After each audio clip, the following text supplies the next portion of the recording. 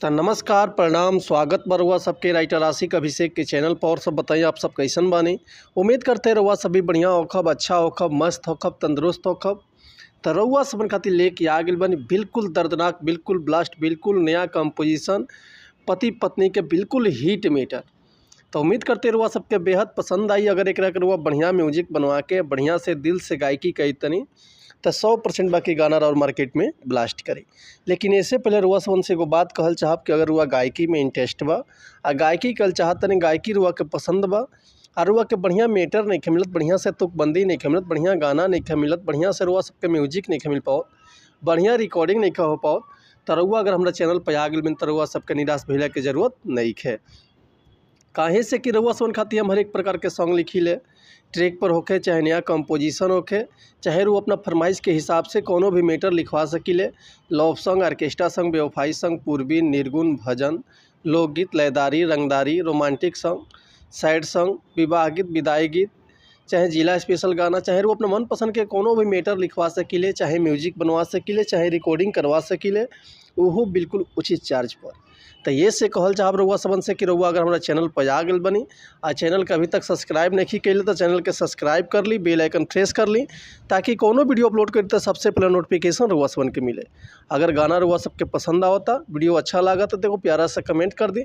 चलिए देर ना करते हुए आज के मीटर देखल जा कैसे बा, का एकर लय बा, का एकर धुन बा, ई रउआ सबन के हम गा के बताओ। तो उम्मीद करते रउआ सबके बेहद पसंद आई।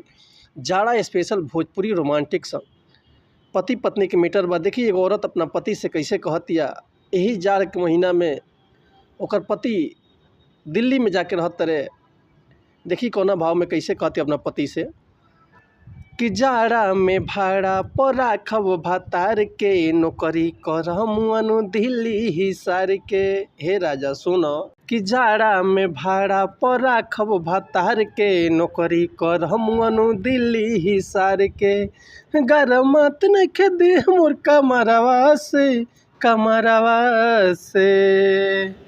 ठंडी में मजा लुटब जाके राजा संगे सुताइब देवरवा के। कि ठंडी में मजा लुटब जाके राजा संगे सुतालेब देवरवा के। कि ठंडी में मजा लुटब जाके राजा संगे सुतालेब देवरवा के। एक बार और हुआ सबके मुखड़ा सुनाई तनी। जाड़ा में भाड़ा पर राखब भातार के, नौकरी करमुअनु दिल्ली हिसार के। कि गरमात नइखे देह मोर कमरवा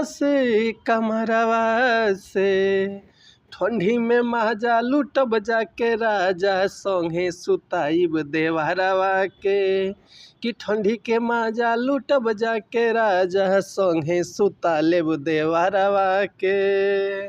तो उम्मीद करतनी मीटर हुआ सबके बेहद पसंद आयल हुई। अगर ये गाना के रुआ फुल लिखवावल चाहतनी, चाहे कर म्यूजिक बनवावल चाहतनी, चाहे रुआ रिकॉर्डिंग करवावल चाहतनी, तो बेहिचक कॉल या व्हाट्सअप कर सकीले।